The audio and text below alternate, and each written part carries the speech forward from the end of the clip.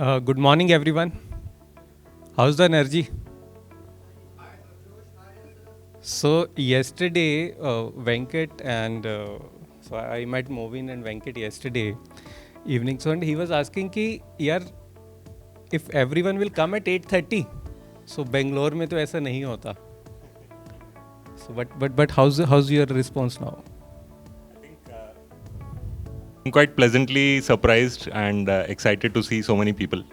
In Bangalore, we are usually very stingy about which event to attend and will I get enough from this event and so on. Also because there's so much traffic and there's so many events happening all the time. But really pleasant to see so many of us here. Hopefully we can add some of the value that you expect from this session and you go back with something useful. I am also expecting to learn quite a lot from everyone. So really excited to be here.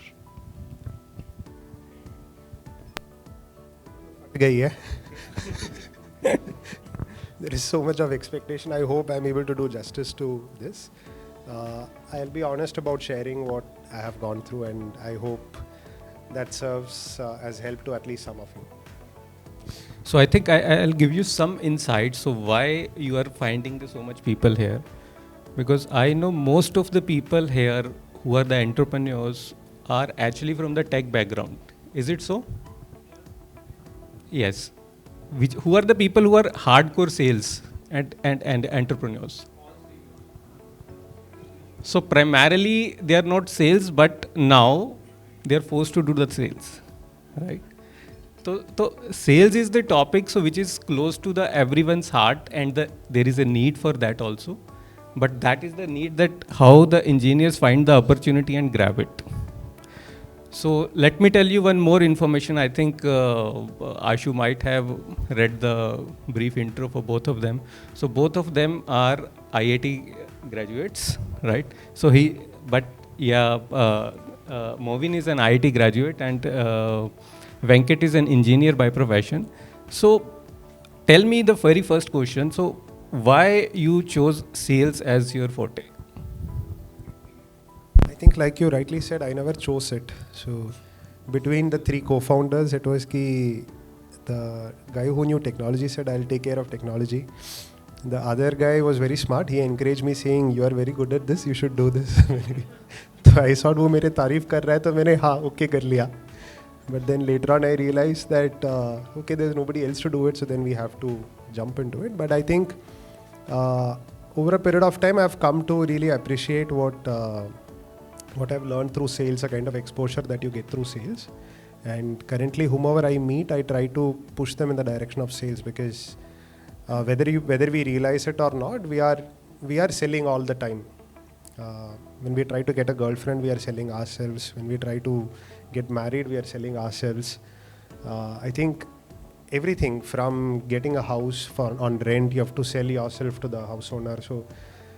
And there is a negative connotation associated with sales many times, but I've realized that's not necessarily true. You can be genuine, you can be honest. Sales need not be something that you look down upon and you really hate.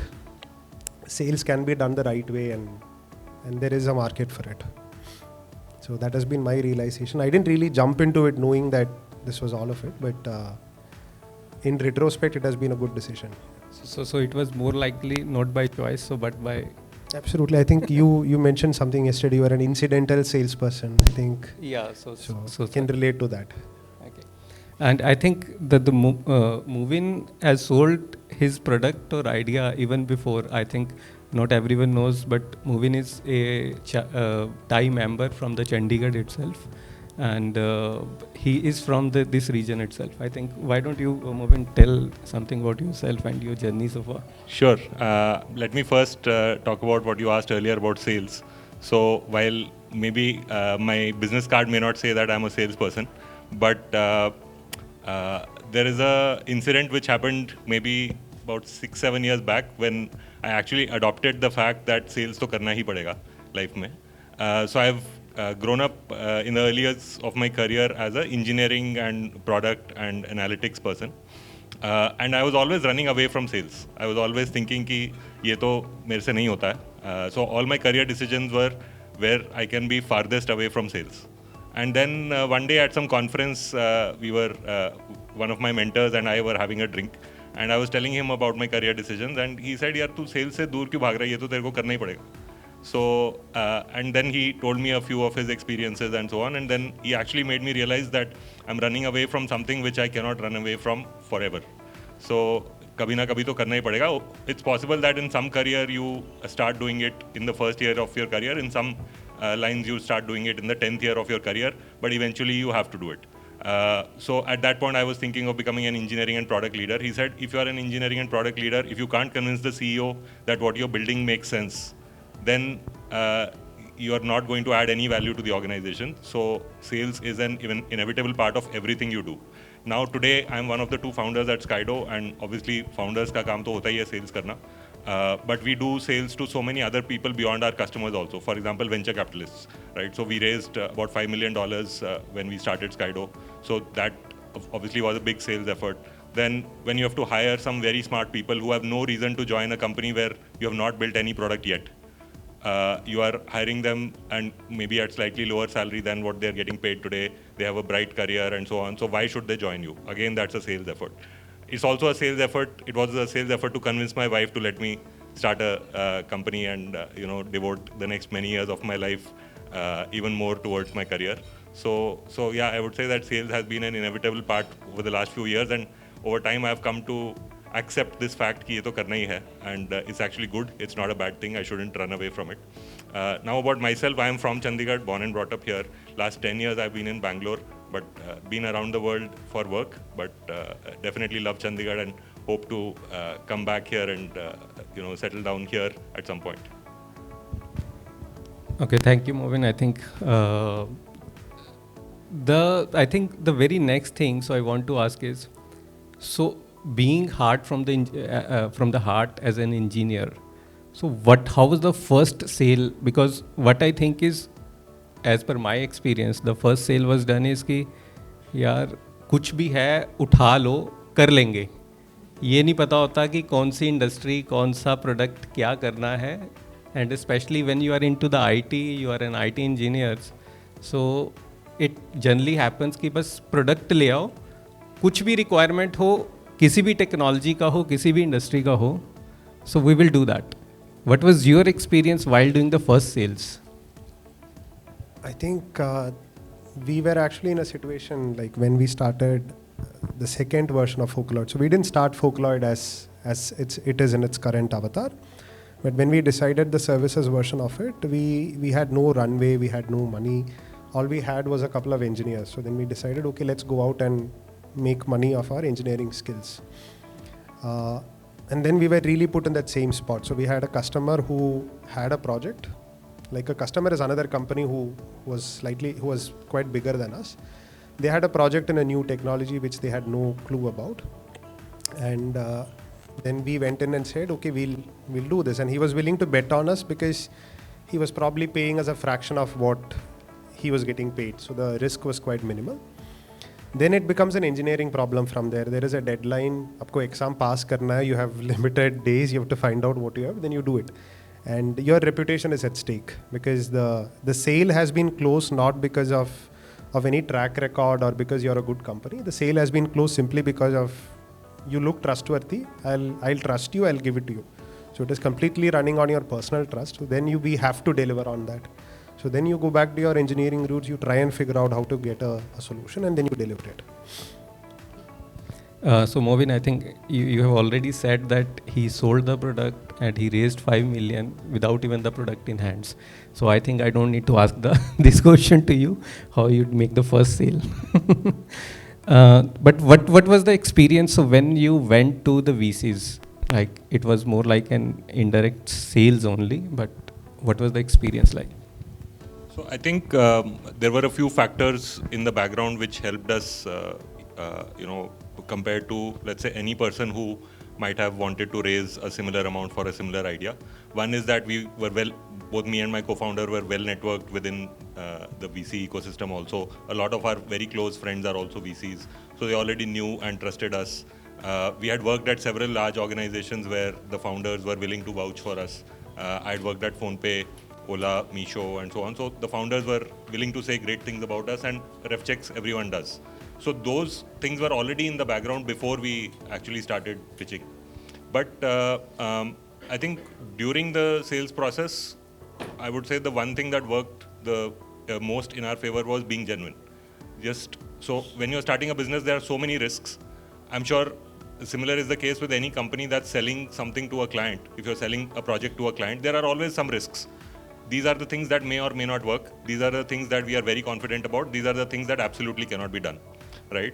Same was the case when we were talking to VCs, where we told them what are the things we are confident about, what are the things that will need a leap of faith or will need us to be very lucky or will need the market to behave in a certain way for us to be successful.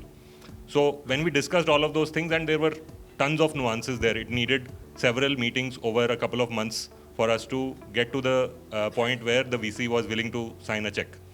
I think in those discussions, I would say I was not really being a salesperson, but more being a friend and a partner to the person I was selling to, and saying that, you know the same things as I. If we have a few things to share with each other or brainstorm with each other, we should.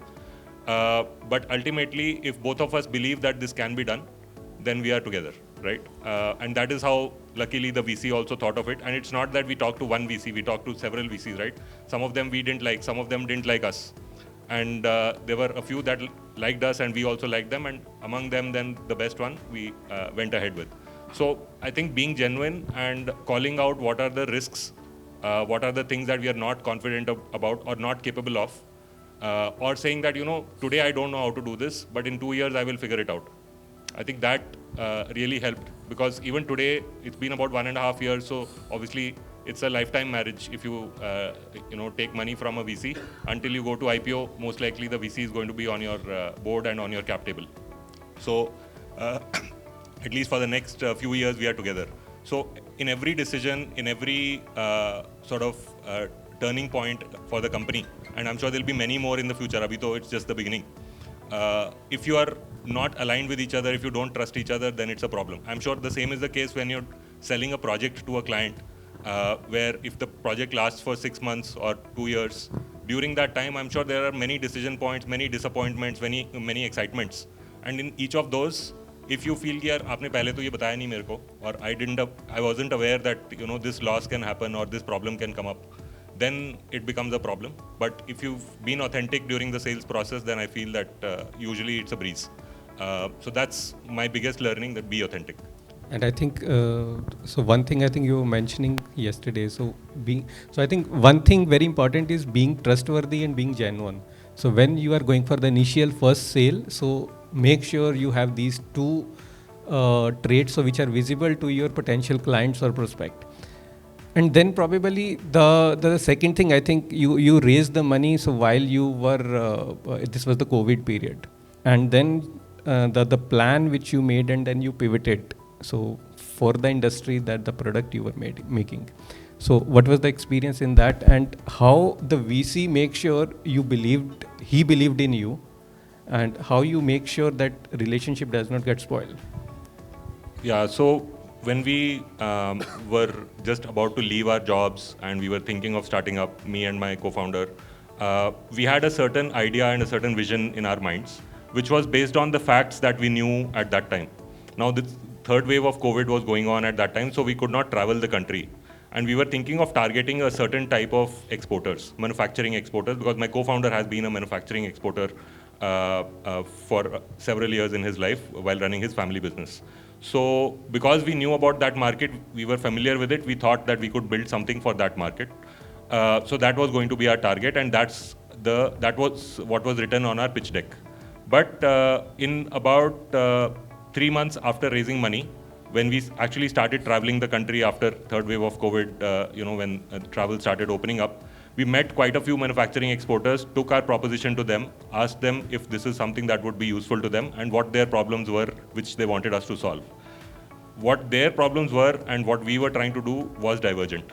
And once we started finding this out consistently across all of the exporters that we met, we realized maybe we can, a few years later, get to a point where we can solve these guys' problems. But today we can't. It cannot be our day one proposition.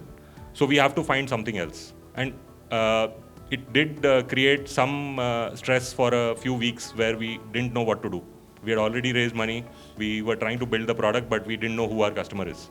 So, but again, we stuck to it. We said, okay, let's be authentic. Let's call out that we don't know, and let's figure it out over time. Took us another couple of months. Luckily, that we realized that services exports is where we can actually build something valuable, and what we are trying to build will actually make services export payments really efficient. And services export people, the entrepreneurs who are into services exports, are also willing to adopt something like this. They are actually looking for it and are keen to look at something like this. So that's when we completely then pivoted our focus. We still are in cross-border payments. We are still having the same mission and vision, but our day one customer profile changed completely. And our investors didn't even blink. They said, that's completely fine. The primary reason why this company exists or why you started this company still remains the same. You want to build something very, very large. If your day one customer doesn't want you, then you will never build anything large. So it's better to start with something where there is value and you are able to create a difference in somebody's life. So they all were okay with it, and we were authentic during the process. Obviously, it was a stressful period. It's not like it was as easy as I'm talking, but at that same time, we were never sort of representing something that didn't exist. So I think that really helped. I would say this is, it has happened in my previous job stints also, where you plan something and then it doesn't go as per plan. As long as you keep your stakeholders informed and you have already told them that these are the risks, this is what can go wrong, I think it's usually not too difficult after that. And that person will actually trust you much more after this incident. So I think that's very important lesson: trust, genuinity, and make sure you inform the stakeholders. So after these first few sales happens, like on these basis, but do you think is this the right approach to go to the level and identify where is the potential for the market, be it identifying the geography or be it identifying the industry? So for each person, I think all of us come from a different background, right? So a lot of what looks like an ideal market for me would be very different from what looks like an ideal market for Movin, primarily maybe from the background that we came from.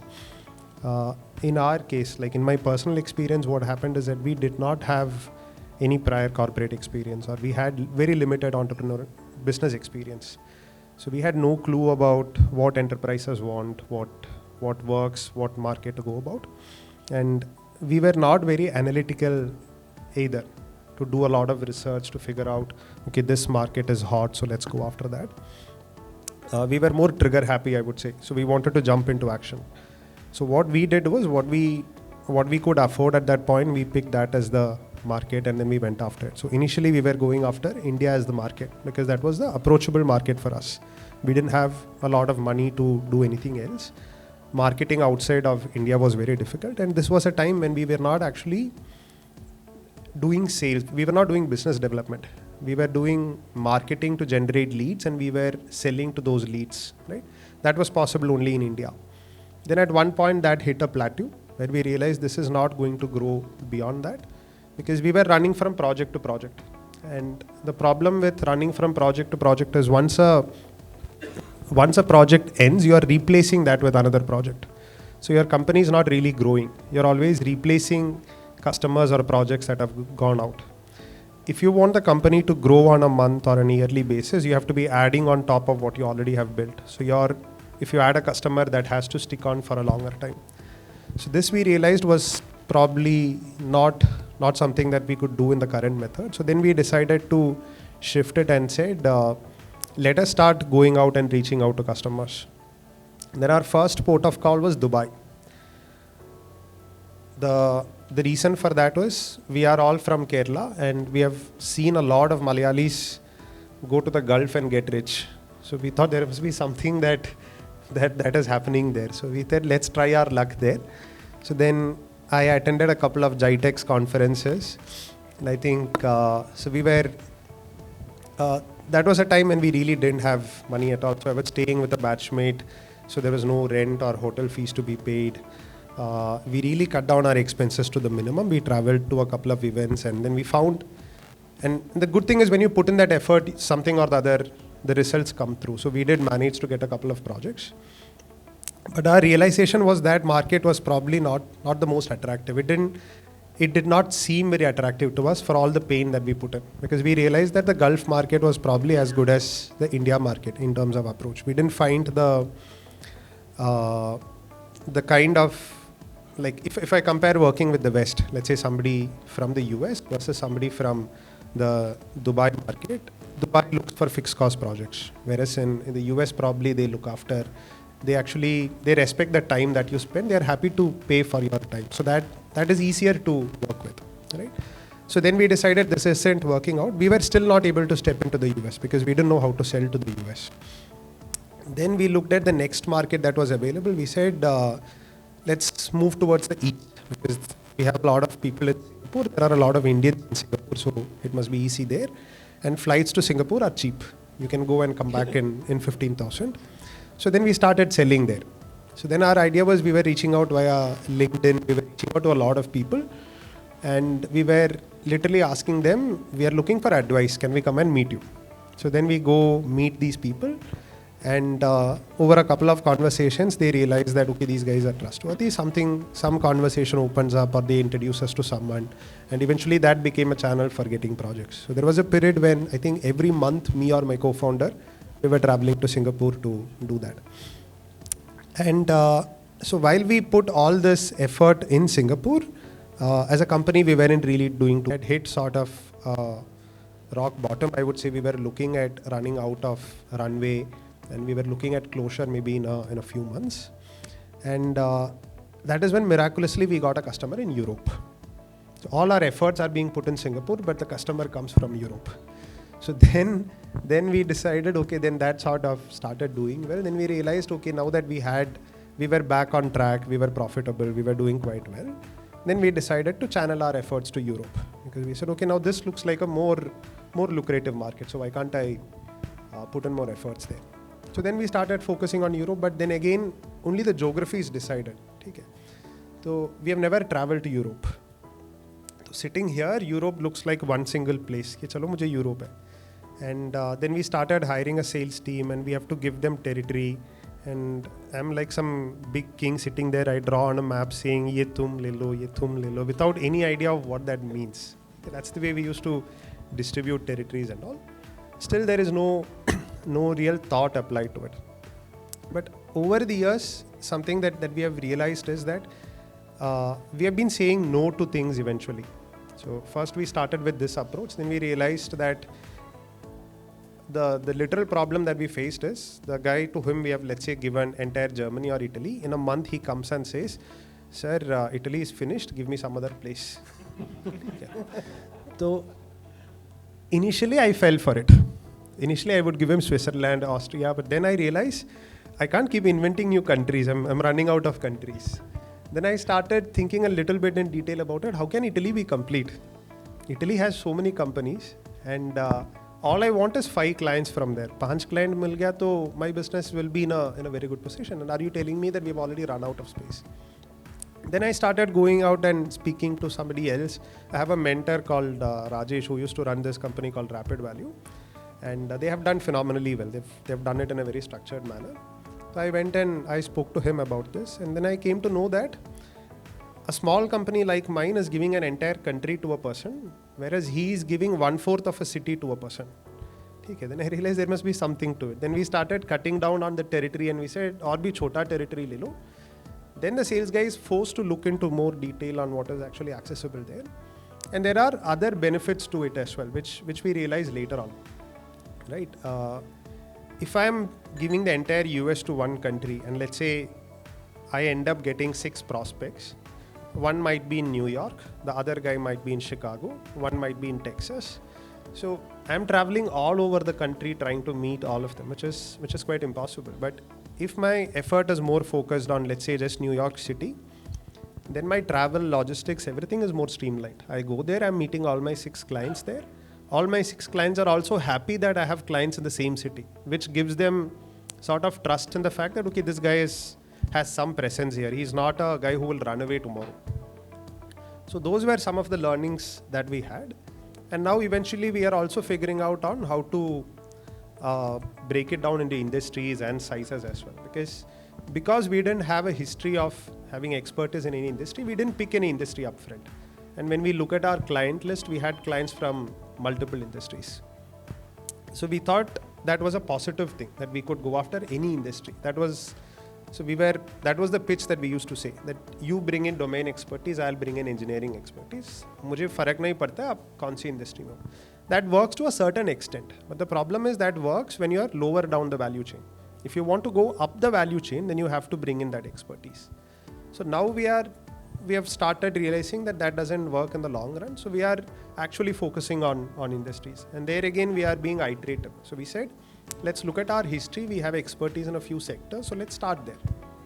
But there's no guarantee that these sectors are the ones that we need to focus. So we will try them out. If you're not seeing success, move on to the next industry. There are certain industries that commonsensically you can rule out, to say that the IT spend is there is low, or probably let's say oil and gas, for example. I can't expect oil and gas to have so many software development projects as, let's say, a healthcare or a financial services industry. So that's a no-brainer. That is a level of minimum common sense that I can apply. But on top of that, to select between financial services and healthcare, unless I have a background or something special that I'm selling, it's difficult to differentiate between that. So then there is an element of luck as well. So we are saying, let's be iterative about it. Let's keep looking at it. If you're not finding success, move on to the next one. But you also have to give it a reasonable amount of time. You can't be switching an industry every month. So you will have to, because if you are switching an industry every month, then your sales guys don't have time to learn. You don't have time to build any expertise. So you have to focus and give it a certain amount of time, but you have to be open to changing if things are not working either. So that's been our approach to sort of picking industries, geographies and all. Yeah, thanks. So Movin, any of your thoughts on this?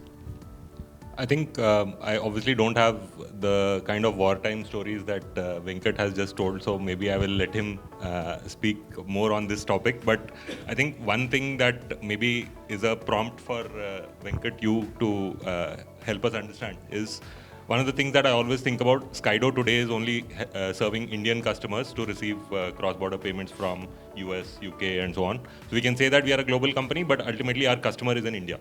So today we are present in just one market.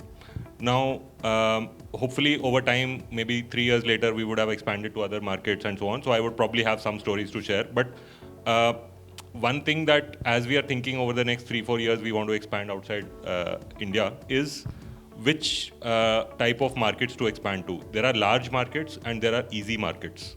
And sometimes there is no overlap between these two. So easy markets, for example, as you said, Singapore and Middle East, because maybe there is some familiarity, there are a lot of Indians there, maybe some of your family is there, friends are there, versus say US and Europe, where you may have less cultural familiarity. But those are larger markets. So do you have any thumb rule on how to pick between the two? Or is it like in certain contexts, one is better than the other? The thumb rule there we applied is that the effort that it takes to sell to a customer in US is no different from the effort that it takes to sell to a customer in India. Even if he's sitting right next door to me, the kind of convincing that I have to do, probably it is a little bit more because he has more choices here as compared to the guy in US. So then you have to look at, where do you get more bang for the buck? If I have to invest so much in building all of this, then where do I get more bang for the buck? That eventually becomes the thumb rule. That's the reason we have, like any IT services firm, eventually ends up looking outside the country. They move towards the West primarily because of that. Because there is that currency arbitrage where you get paid in dollars or in euros, as compared to if you do the same work in India, you get paid in India. So for us, that has been the guiding rule there. So I think so I think very genuinely said. So one is, I think I really like the concept of Singapore ki flight sasti hai to Singapore chalte hain, right? And so that's how I think we'll end up in somewhere in Jitex also. So I remember sometime, so 3-4 years back, so I said there is a event happening somewhere, so where we should be going. So you generally compare that, what is the ticket size, and there are lot of events, so that keeps on happening. The same version happens in Asia and same version is happening in Europe and then for the America as well, right? So I think that could be one of the reason. And another is price parity that you touched upon. That like this is the water bottle, so you want to buy this water bottle on a railway station, on an airport, or you are sitting here and buying a water bottle. The price difference is there, right? It's not always the currency that matters, but it's always okay. One thing, so I think which we learnt is, so while going to these conferences, like the GITEX or there are the others conferences. So were you able to complete your research for the industry or for that geography? Because even in that case, the incidentally what happened, the opportunity came from the Europe while you were trying to search that in Singapore. Right. So our experience has not been, so we have not participated in a lot of events, to be honest. Okay. So the only couple of events that we went at GITEX was where you pack a lot of visiting cards. When you go, then you're trying to shake everybody's hands, get their visiting card in return. Okay. So that's a brutal experience. You can't sustain that. And the next best thing is probably you put up a stall and then you try to invite visitors. But we have never ventured down that path yet. It's not to say that it doesn't work. I know that it works, but we have not yet cracked it. Okay. Our method of sales has been more of outbound sales, where we sit here and we break down sales into two parts: business development and sales. Business development is what you sit here and you try to build a pipeline of prospects, and sales is you actually meet them and you build a relation, you close the deal, and then you continue building and creating that relation with them. So we focused a lot on that aspect of it, like how do we build a sustainable model there. And we were quite inspired by this book called Predictable Revenue. So this was written by the chief sales officer at Salesforce, and that has been like a guiding light when we started this out. The whole thing talks about how do you create a predictable channel, because if you have to get predictable number of deals, I want to close, let's say, $1 million every month, I need to have probably the opportunities worth $10 million, because maybe my conversion rate is 10%. If your conversion rate is 25%, then you need $4 million worth of opportunity so that you can close 1 million. If you need 4 million worth of opportunities, you probably need to have 50 conversations that have happened in the previous month so that they trickle down to this. If you need 50 conversations, then you need to have probably multiples of that, maybe 200 discovery meetings or introductory meetings. If you need that, then you need to work backwards and say, so how many people do I have to reach out who have to respond positively? Because if you reach out to 1,000 people, maybe 20 of them would respond positively to you. So how many thousands do you need to reach out so that you have this number? And there are certain nuances to this as well.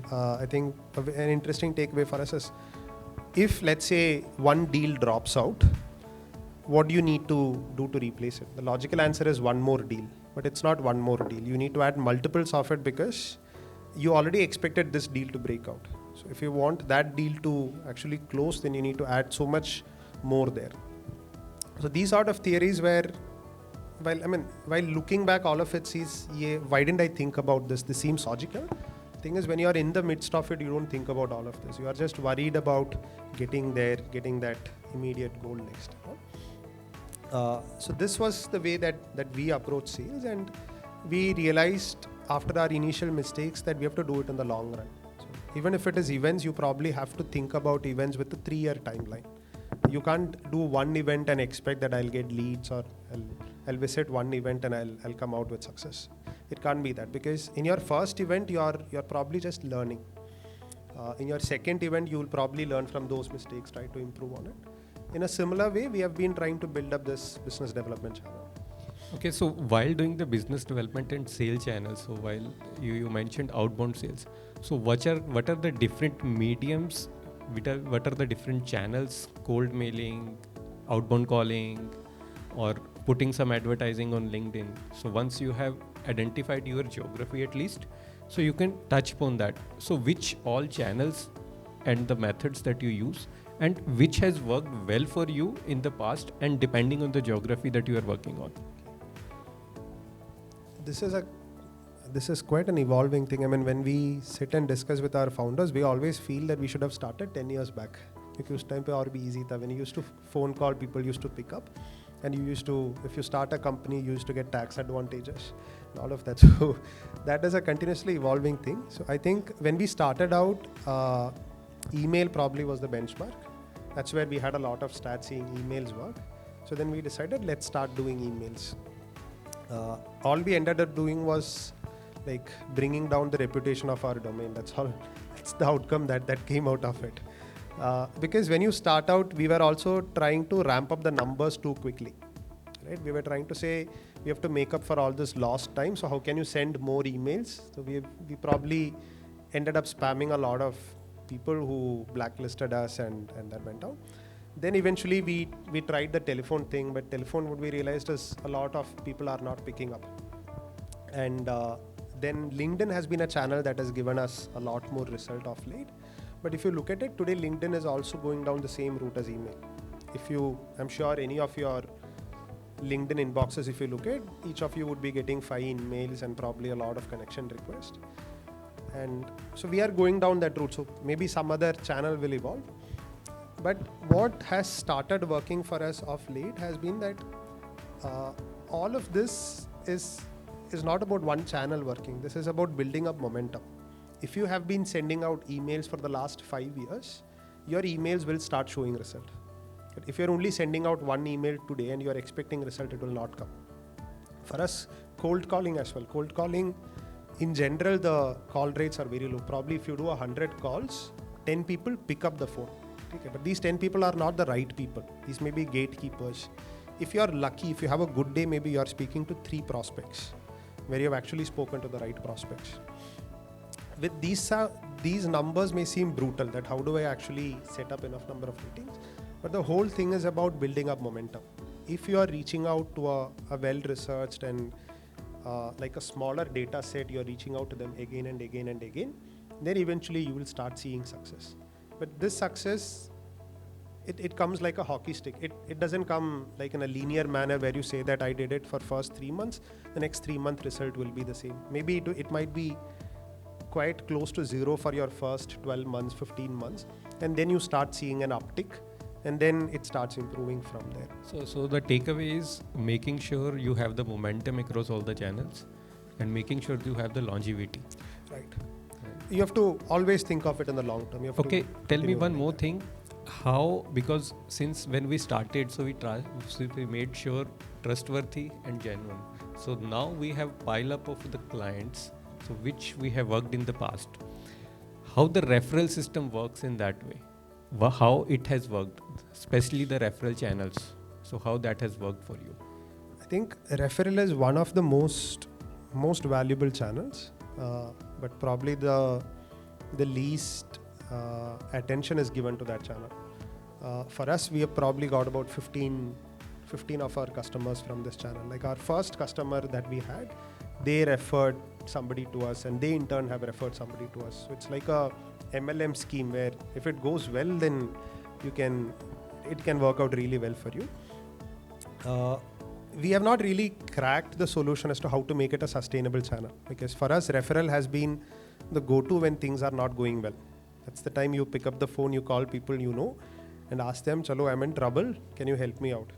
But we have gradually realized that that's not the way to look at it, right? That's not the ideal way to look at it. The better method is to look at how can referral bring in you a consistent chain of things.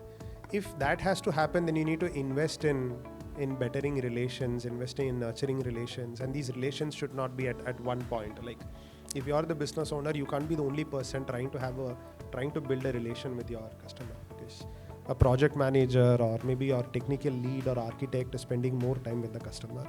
So referrals can come from them as well. So it is important to educate the team to ask for referrals. And referrals need not be always a blunt task. It could be just an introduction to somebody whom you can speak to. It need not be always looking for business.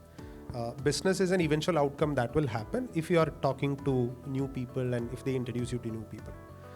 So now we are trying to do that, but we still don't have a full formula that is working. But our approach has really changed. Our approach has changed in the sense we are not looking at it as a last resort, but we are trying to see how can we nurture that as a channel, and that becomes a part of building your relation with the customer. So I think with the same questions, I'll come to you, Movin. So when you raise your first sale and then probably your own going, so you said it was through the reference because since you were actually belonging to the same, so you were in that society somehow and people were knowing that. So what could have happened? So probably now, what is the challenge you are facing now? So like we have multiple channels for the sales, right? Referral system is also there, right? And so which of the channels you are focusing as of now, and if you are seeing any kind of a response from those channels, so what it working for you? Sure. We have a few channels that we are trying out right now. It is still pretty early. We launched our product only in November of last year when we got our RBI license. So the first 5 to 10 customers came from network. Venkat is a customer, but he's been a friend before. So I just approached him and said, hey, I'm starting this. Would you like to try it out? And more than using the product and becoming a paying customer, I think the value add of the first 5 to 10 customers is they help you decide what to build, right? Use तो कोई भी कर लेगा उसको बाद में if you build a good product, but there are very few people who will actually spend time to tell you what to build. So that is what people like Venkat, and there are a few people in the audience who are also early customers, have helped. And I think in a product company that becomes super important because now, so particularly in fintech, it takes a long time to build a product, including the time for licensing, the time for doing all your compliance and regulation stuff. So if you get the product wrong, then you have to invest in that entire cycle again, right? And that iteration is at least a few months, if not years. So getting the first product right is super important. Maybe you can make a mistake once, but you can't make a mistake too many times. So I think, and we made some small mistakes, but thankfully on the larger picture, we at least got the product right. And I think that was the contribution of the first 5 to 10 customers who were mostly friends and well-wishers. Some of them were direct friends and some of them came through some referral saying that, hey, Movin is doing this. Maybe it might be useful to you, so why don't you talk to him and give him some feedback. Thankfully, in the Bangalore ecosystem, there are a lot of people who are willing to help. I'm sure so is the case in Chandigarh as well. So I think that was a big benefit. After that, I would say once we were able to build the product and satisfy these first 5-10 customers, there are always iterations there also. It's not like somebody told you, build this, you built it and then took it to them and everything is perfect. Right? There will always be some or the other gaps that will exist and you'll have to continue fixing them and it will never be perfect. But after these 5 to 10 people were reasonably satisfied is when we started taking the product to the wider market. That was around January or February of this year. And so we started trying out multiple channels. I think one of the channels that we initially found which was working well for us is LinkedIn outbound sales, where we would just send requests from my personal LinkedIn ID, from my co-founder's ID, from some of our colleagues. We would send requests to a few founders of companies who were running software exports businesses and so on. And we would engage in a conversation. We would try and get them to a demo. If they were in Bangalore, we would go to their office and meet them. And we would show them our product. If they were really impressed with it, they would start using it. But we, at the same time, made sure that we were not selling something that was irrelevant. We made sure that the relevance is there, authenticity is there. So if, for example, our product is not the best product for their use case, then we would call it out and say, okay, maybe our product should not be, maybe you should use one of our competitors because this works better for you, and so on. I think after the LinkedIn channel, and LinkedIn, as Venkat said, is also now becoming really crowded and is also clamping down on sales activity and so on, because sometimes it amounts to spam. So we then started trying out a few other channels. I think the referrals has definitely been one good channel for us. The other channel that is now starting to work well for us is communities. So maybe there is a difference in the kind of customers Venkat is reaching out to versus Skydo. For us, there are a lot of software export, small, let's say either freelancer or 5-member type of companies who are in some Slack channels, who are helping each other with resource augmentation and so on. So because they naturally have a reason to talk to each other, if one person finds something good, then they are also happy to recommend it to others. And what we do is not a competitive secret sauce. So if you find that Skydo is working well for you, then you are more than happy to tell it to your competitor also, no problems. So we've seen that communities is now working well for us, where we have gone viral in some of these Slack channels, and because of that, we are getting a lot of inbound customers where we don't even have to do too much sales. So, and this is evolving. It's been only a few months. I think we have also done a few events. We've put up a few exhibitions and so on, or put up a stall in certain exhibitions where we've got some leads. But I think, as Venkat said, a lot of these things need to be done consistently over a period of months and years. So that is what we are willing to do. It will, over time we'll have to figure out what channels tend to be better for us and then start investing more in those. So I think soon from the sales, I will come to a very important point in the sales. So generally this happens with the salespeople. So normally what happens is your business development team and salespeople, so they are able to close the prospect. So when they come back to the manager and saying that, ki, sir, they have a pricing from the competition, so which is less than ours, right? So what is your say on repricing, or how this will affect the profitability sometimes to close a prospect? Because what happens is, if you are at the last juncture of it and you are about to the point, so where because of the price you are about to lose the call, so then you need multiple prospects to convert that. So what is your call and take on that, and how you handle that kind of a situations? I'll probably try to come to this in a different way. I think you make bad decisions when you are desperate. That's the truth. If your pipeline is weak, you are desperate. You're desperate to close any deal that comes your way. Those are times when you react in a very defensive manner to a pricing discussion like this. Like somebody says he's quoting $20,000, you are quoting $25,000. If you give the same or lesser than that, I'll give you the project. That's a very defensive or a very negative way to approach that conversation. In what we have realized is, okay, if you have a very strong pipeline, then you might say, no, this is our standard price, and walk away from it. But if you don't have the power to walk away, then you work on that. That is the part that you need to work on. Because if you try to win that deal either by closing or by hard bargaining, that is not your everlasting solution. Your problem is that your pipeline is weak. Right? The second thing that we have realized is that customers aren't really too bothered about price. Price is sitting here, we might think that price is the most important thing, why they come to India or why they deal with companies in India. But they don't look at it that way. They are actually wanting to work with people that they trust, people that they relate to. If all of that is crossed, then probably price becomes a consideration. But price is not the most important consideration for them, because they have money and they are willing to pay money for things that are good. So whenever there is a price discussion, you have to try to change it into a value discussion in terms of what do you provide or how can you differentiate rather than price. Because the moment you start competing on price, it is a downward slope. You're only going to go to the bottom from there. You are never going to increase your price after that.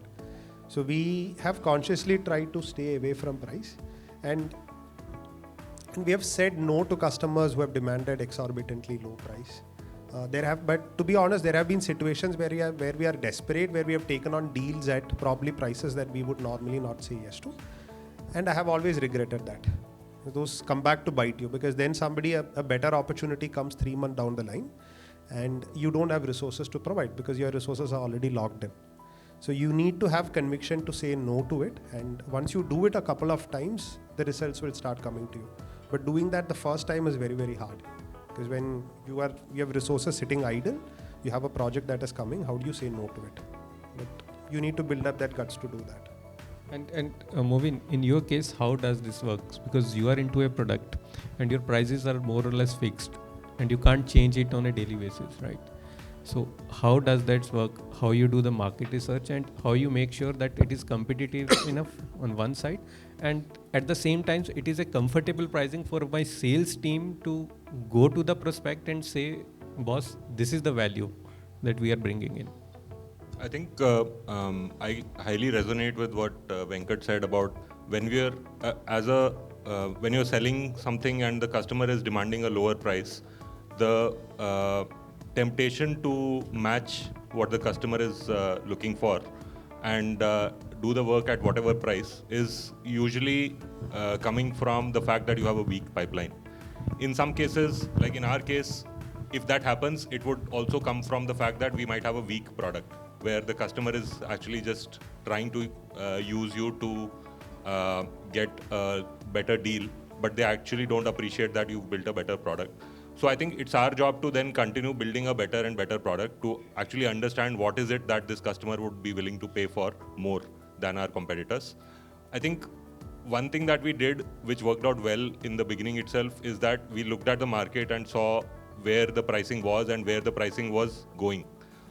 We saw that a lot of our competitors, including Payoneer and others, were actually at pretty high prices, and most of the people who were able to get good deals with banks were actually not using them.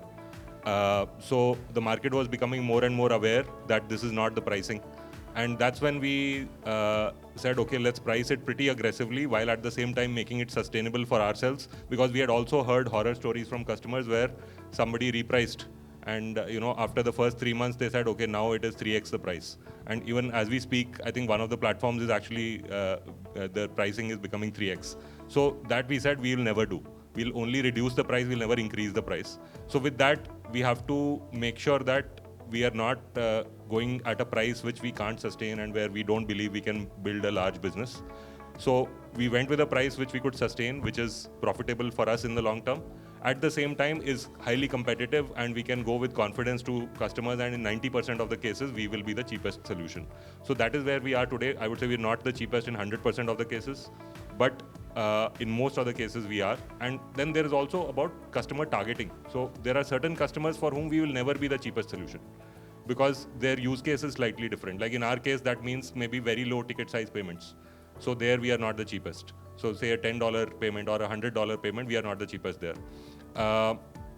So I think we, to some extent, this also comes from focusing on the right customers and saying, okay, for these customers, my pricing works. For everyone else, if it doesn't work, that's okay.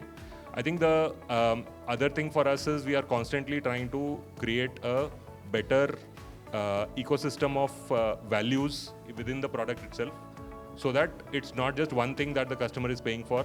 The customer is saying, okay, I'll pay for this. It's not the cheapest, but then I get 10 other things along with this, which anyway I need and are not free. So overall, it's a good package. I think that's the other strategy we are trying out. I would say I don't have full results yet because it's been only a few months, but at least one thing that has worked well for us is not changing the price, not saying that, okay, you tell me what is the price at which you want to. So we don't negotiate usually. Not usually, in fact, we never negotiate. And in fact, that's the other thing which I've built products most of my life. I think if you leave pricing to negotiation, then it's not really a product. Then it is your customer to customer, you are actually trying to fit the needs.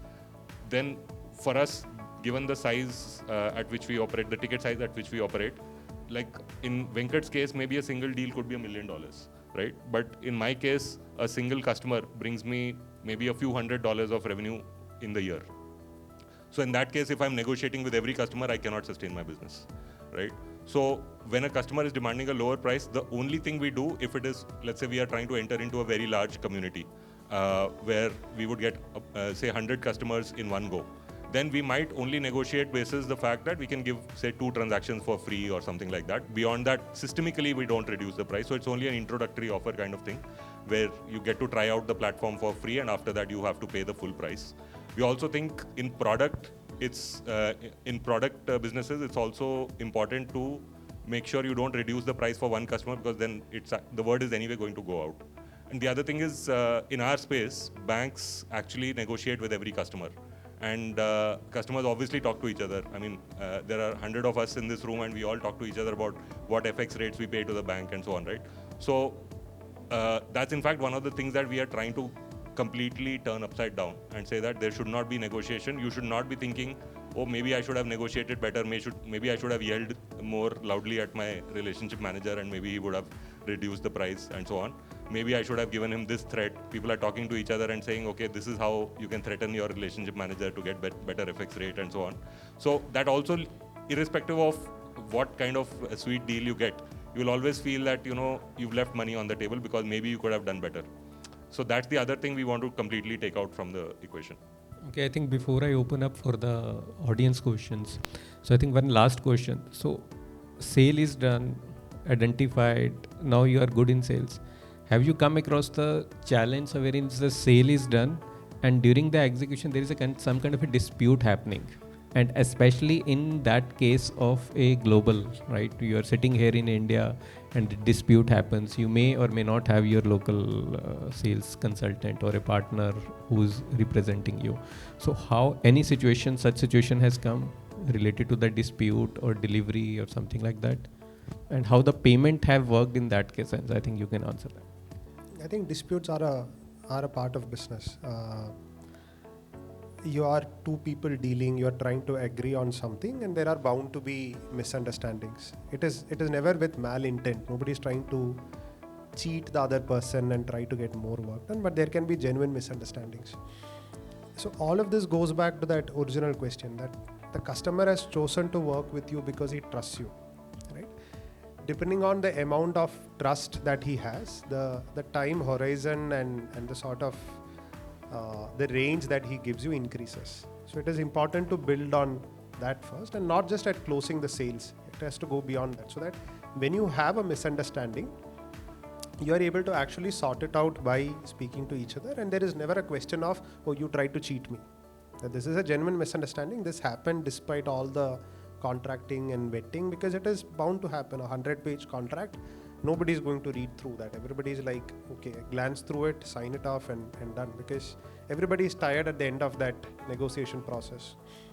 So we have to go back and look at how do we build this relation so much so that if a potential misunderstanding comes, it never becomes a litigation. How can we make sure that it becomes a very friendly negotiation where you trust the other person? So the approach that we have taken is that we also believe in the law of attraction, where we say that if you believe that everybody is a cheat, everybody will start cheating you. So we genuinely believe that our customers are not going to cheat us. We genuinely believe that and they like us. So if there is an issue, there have been situations where we said, we'll just accept. So this happened, in fact, a couple of weeks back, where a customer said that last couple of months, your developers haven't really been productive. He said, I'll take your word for it. You tell me what to do. So he said, for those couple of months, I'm not going to pay. I said, fine, I trust you. Because this guy has been working with me for the last 3 years. He has probably brought in multiple millions of dollars to me. And I trust him, he trusts me. So I'm not going to squabble over this, a few $1,000s there. And I trust his judgment on that. And this act of mine is not out of some selfish or with the motive that, oh, I'll get more with that. It is with a genuine intention that I would have made mistakes. Maybe my team might have had issues there. Maybe they have not communicated. But I have the conviction that I have not lost money there, because this would come back somewhere. His trust in me is only going to increase that. I have walked the talk. I'm not just claiming that I will give guarantees or I'll give money back. You actually have to bite the bullet and do that, right? And that's the tough part. We have had this in a couple of more occasions as well. So there have been cases where I've had regrets about projects going south, because these are projects that I have closed personally. Right? So it's my reputation at stake. The person has believed me. He said, okay, this is a guy fresh out of IIM, so isme to kuch hoga, and he has given me a project, and I screwed up that project. But we still have a speaking relation. So after a few years, I actually went back to him and said, I'll give you that money back. Because initially I didn't have that money. When we reached a position we had that money, we went back to him and said, we'll give the money back. And surprisingly, nobody asked for the money. They're just happy with that gesture. That only increases their own trust in people, that they have not gone wrong in selecting a person or in identifying a person as good or bad. So all this karma comes back to you over time. And if you go down the other route, that also builds up over time. So it is like your CIBIL score. Everything that you do is adding up, and this is more visible outside than we think. So it is important to keep that reputation as your most important thing and build on that. So your take on?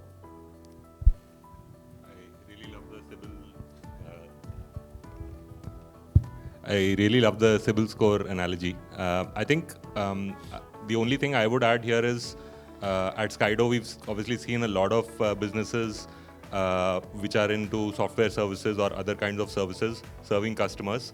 And sometimes when, because we are in the flow of payments, we sometimes do see when a customer is not paying on time or a customer is denying to pay. And it is because of some dispute or some unhappy experience that the customer has. We've mostly seen companies take the approach that Venkat takes, but there are exceptions where the company is also trying to say, no, you promised that you will pay, so you need to pay, and this is what is written in the contract. I think one cultural nuance that I've noticed is that compared to Indians, and maybe this is slightly controversial, but this is what I have experienced, that compared to Indians, I think people in the US, even Europe, are more into principles than into the letter that is written in the contract. So in MBA, I studied that a business contract is basically meeting of minds.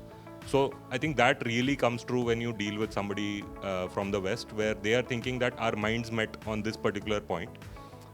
Whether or not it is written the same way in the contract, I demand this from you, right? And if you don't give this, then there is definitely a negative experience that they carry forward to the next time. And I think that not just damages that particular company's reputation, but of the country or of the industry as a whole. And there are a lot of people who've been cheated by companies from India and so on. And that definitely reflects in how hard it is to as an Indian to sell to a global client. So I think that is something which I've seen. There are all kinds of people. Thankfully, the majority operates the way Venkat does, but there are also the other kind.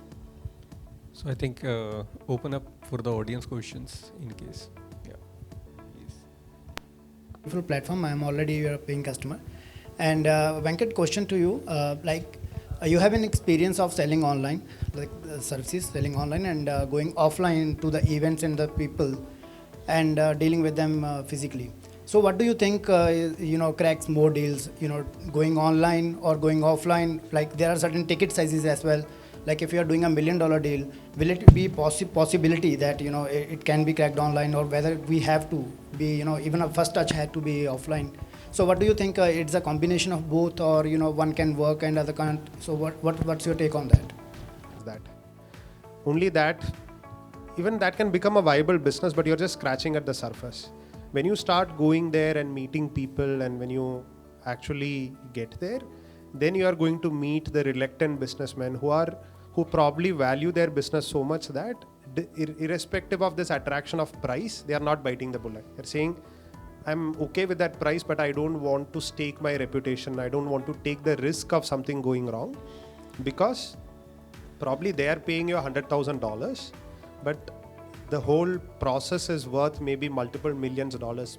His entire business hinges on that. So he cannot be like trying to cheap out there and say, I'll go with the cheapest vendor there. So definitely you have to be at the market, you have to go meet people. And that is the only way you can build trust as well. We have had cases where we had meetings with this person. We probably met him 2-3 times online. It was a very friendly chat. He would always say, "Haan, abhi kuch nahi hai. We'll probably let's continue talking. Maybe in 6-12 months something would come up."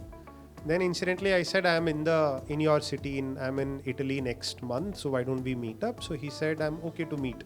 Very reluctantly he said, I'm okay to meet.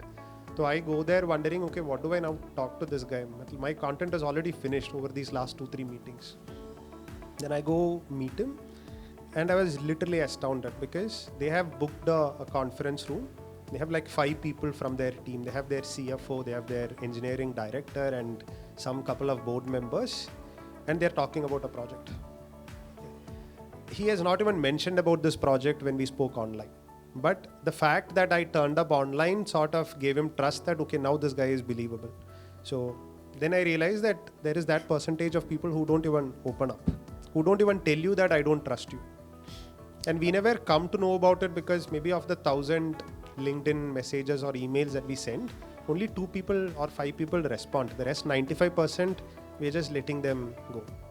Okay. We had beautiful insights on sales today morning, and thank you, Satish, for arranging such chat. I think one thing is still missing, that there is no sales pitch from Skydo till now. Everyone like me will be curious to know about what Skydo is all about and what is the differentiator they are bringing out in the market in their field. But before that, I would like to appreciate Venkat for being so honest today in telling your story. Your journey was really inspiring. I have one question for you as well. I would like to ask that you said that you experimented a lot on the international markets. What kept you funded during that initial years? That's what I. Thank you. Please, when taking that decision, we try to put in as much money, and our conviction has been that whenever we invest in sales, the result may not come from the same channel. Like for example, we invested in Singapore, deal to kahi aur se aaya.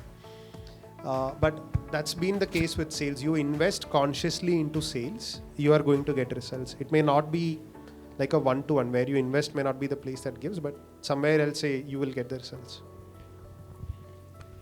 I'm Harshveer. Regulations and compliances, for many of us founders, they hit you at one point of time. Any one incident in your respective journeys where compliances and regulations left you with a positive sense or impacted you negatively? It is a painful process to go to a bank to convince them. You have to show them a contract. You have to go through a lot of paperwork to send money outside. Getting money into India is a lot more easy. So we have had a lot of incidences where we have struggled to pay our vendors outside, and where they have even come back and said, are you really trying to cheat me? Because it's been such a long time, and we genuinely were stuck with the bank. So we had to sort of go the extra mile to show them the communication and all of that. So there we have been bitten by communication, but by and large, I think we have been fortunate in the fact that we have not had too many run-ins with the judiciary. We have been, from day one, we have been clear about these things, that we don't want to like pay your taxes and be clear about it. So wherever we have to pay, we are happy to pay that. So that way we've not run into regulatory issues. We might have run into issues because of ignorance, to not know that we had to file such a form, but that has been solved by working with experts, and that's where even platforms like theirs come in.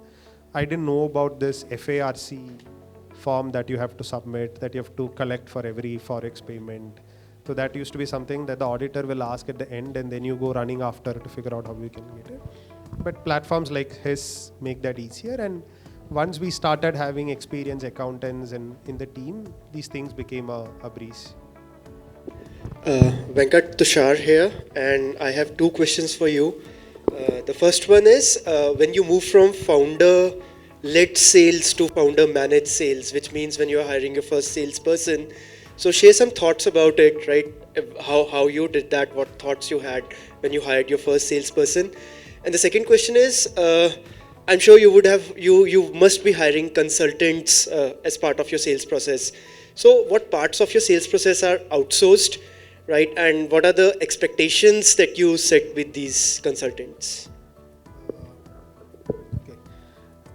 We have still not completely transitioned from a founder-driven sales, and that's one area where I'm completely investing my effort into it.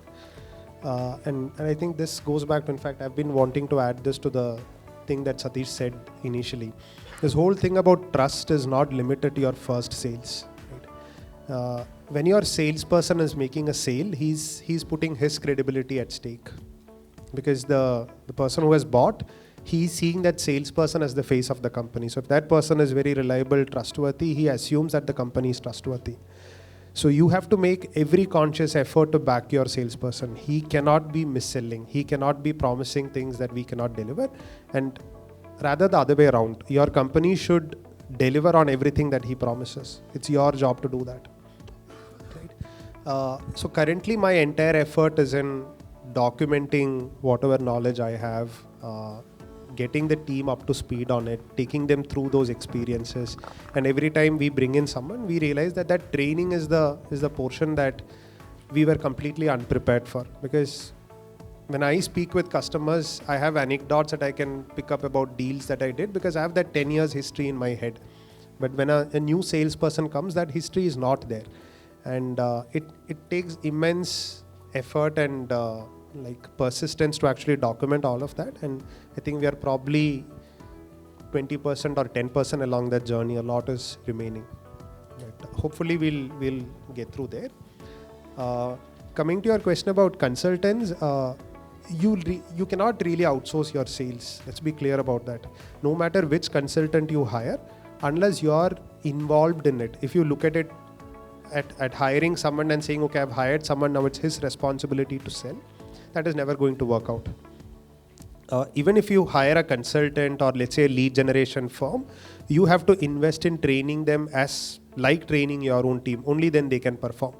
Otherwise, they have no motive to sell your products, or they don't have the knowledge to sell that. So you cannot literally outsource your sales. You can probably outsource activities. You cannot outsource responsibilities. I think one last question. Yeah. Yeah, hi. Thank you for this conversation. It is actually wonderful, and you have definitely touched all aspects of sales. So there is this aspect of being aggressive or being, really looking forward to sale. So this is all kind of negative when we get into that desperation of sales. But I believe the sale never happens without desperation. So how do you think that this negative word is converted to a positive aspect to complete sales? I think even my perception of what a salesperson has been defined probably by movies where see a very charming person who literally floors you with his words, and so I have always thought of myself as a very poor salesman because of that. Because I shy away from conversations. I'm probably more of an introvert than an extrovert. So I think all of us have been forced to believe that the salesperson is this guy who's extrovert, who will go to meeting, who will network with people, and who will do all of that. But I don't think that is true, or I believe that is not true based on my experience. If I have been able to sell, then any introvert should be able to sell, because the sale happens on genuinity and the person believing you. It doesn't happen on you flooring him with his words or your charisma and all of that. Probably if you are genuine and you have that, that makes you a better salesperson, but that alone is not going to help you sell. So I think focus just on building that relation, conveying and setting clear expectations. I wouldn't say low expectations, I would say clear expectations. So earlier when we used to make sales pitches, like your PPT and other things, we used to look at what other companies and try how can we give those same promises. And now we actually look at what we do and give out only the promises of things that we actually do. So we are not trying to oversell, we're not trying to make fancy promises out there, and we genuinely mean everything that we say. If you go with that intent, then sales becomes easy. I hope I have answered your question. Yeah. So I think that I think one part of the questions, I think one left out. So I think someone asked about the Skydo. So I will just give you 2 minutes, Movin. So if you can tell about the Skydo, and I think then we will conclude that. And I think Skydo team is still here for next few minutes, I think for an hour or so. So anyone wants to have a detailed conversation can always take that forward. Thank you. So we deliberately didn't talk too much about Skydo because we wanted it to authentically be a conversation about sales and wanted all of you to get the maximum value on that topic. But let me take 2 minutes. So we launched Skydo in November of last year after we got our RBI license. We are a cross-border payments platform. Today what we do is, if you are a business in India, you can receive cross-border payments. So if you have a client in US, UK, Australia, Canada, you can receive payments from them very seamlessly and efficiently by using Skydo.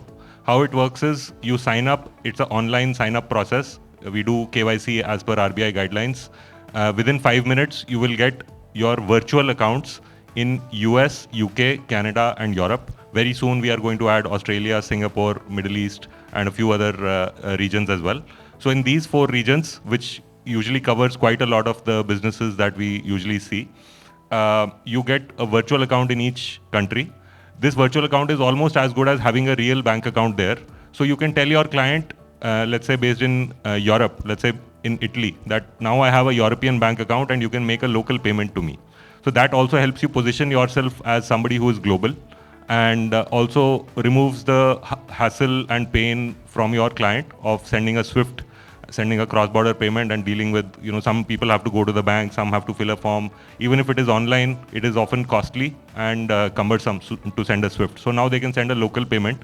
And now in almost every region, there are very good local payment methods. In India, we have NEFT and UPI. In US, they have ACH. In Europe, they have SEPA and so on, which your client will already be familiar with because they're already making a lot of local payments. So they will just make a local payment to that account. Everything else then is handled by Skydo. You get a notification that your money has come into this local account and it will come into your Indian account. Let's say it is with Bank of Baroda or with ICICI. It will come into this Indian account within one day. Skydo will handle the FX conversion, and that FX conversion will be completely transparent. There will be no ghapla in terms of, we deducted 1% or 2% without telling you. We showed you a different FX rate than what you actually see on Google. All of that is not there. We are completely transparent. And you can track the payment just like you track, let's say you order something on Amazon today and it is going to get delivered 3 days from now. You will be able to track your money just like that. So at every step of, the money movement, you will be able to see where your money is, so no anxiety. At the end of it, from a compliance perspective, you will get the FIRC right there on the Skydo platform immediately, so you don't have to chase anyone, call up, write email, and so on. And you can bulk download at the end of the quarter and end of the year. You can send them to your CA and so on. Now we have also launched a few features to make the workflow easier before and after payment, so you can create invoices within the Skydo platform itself. For some of you now, GST e-invoicing must be mandatory. So that also you can do for free on the Skydo platform. We don't charge anything extra for that. And you can, once you've raised the invoice, you can track all your open invoices within Skydo. So let's say there are 20 invoices, out of which 5 have been paid and 15 are pending. You can see the status of all your invoices. With one button, you can send a reminder to your client to make the payment. Some clients might say, okay, there are 3 invoices pending. I don't know which ones they are, and how you are asking me to pay, say, $12,000 total amount. So can you send me the ledger? And typically it takes a few hours for your CA to prepare the ledger and then send it to the client. And you have to be personally involved, because if something is inaccurate, then again your client will have a bad experience. So all of that we have automated, so you can just with one click send a ledger to your client, and your client gets a beautiful ledger on our interface. But with no need to log in and so on, so your client doesn't have to trust Skydo. Your client just is trusting you, and you are just using Skydo to present all of that information to them. In terms of pricing, we've just gone with a flat pricing. So up to $2,000, we charge $19 flat, which is why I was saying that for a $10 payment or a $20 payment, we may not be the best priced platform. For $2,000 to $10,000, we charge $29 flat, and there is no FX margin. So this is the only thing you pay. Your client will not have to pay anything for the SWIFT. There is no correspondent banking charges that come as a surprise, during SWIFT and so on. And you don't have to negotiate anything with your bank. You will get money in INR into your bank account. So yeah, this is the product. Happy to talk more offline after this event. And if you have any questions, feel free to ask me. Thank you, everyone. This was indeed a very informative session, and I hope everybody here, and we see such good gathering here and everybody interacting so well. So thank you so much, and we are happy to have you here. A few more announcements from TIE Chandigarh. First of all, as we all are aware of the ongoing TIE Women Global Pitch Competition, so we are near our semi-finals and the chapter finals. I would like to call upon Ms. Shakti. She's the chair for TIE Women Chandigarh chapter for this year to, have 2 minutes and let us all know about what all is happening, what all activities are happening.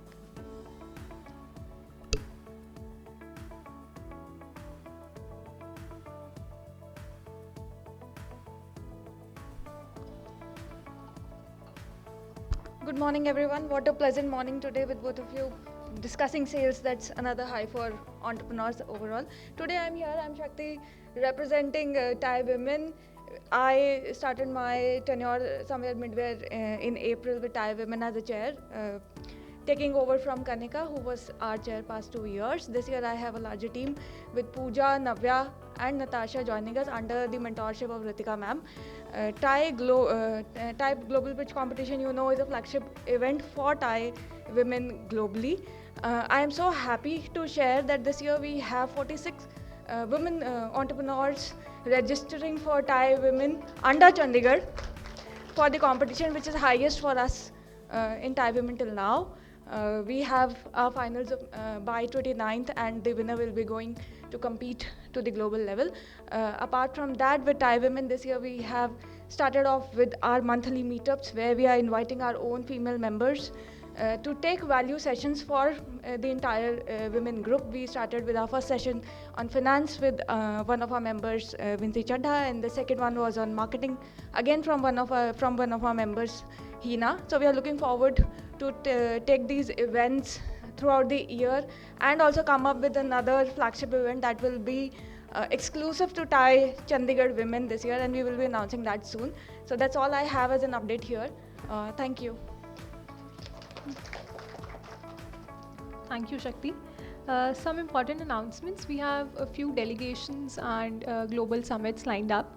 So the first one is September 1, 2, 3. There's this members retreat at Goa organized by Thai Hubli, but it is open for all the members of Thai globally. Okay, so we would request all of you, whosoever are available around those states, to please visit.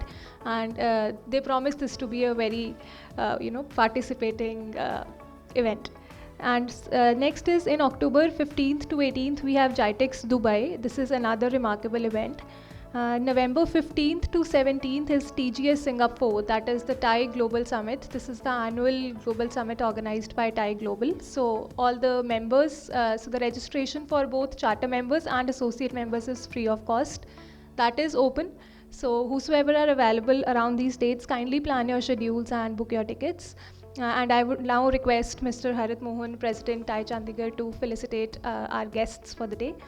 So please join. So Mr. Venkat Rama Krishnan, thank you for being here.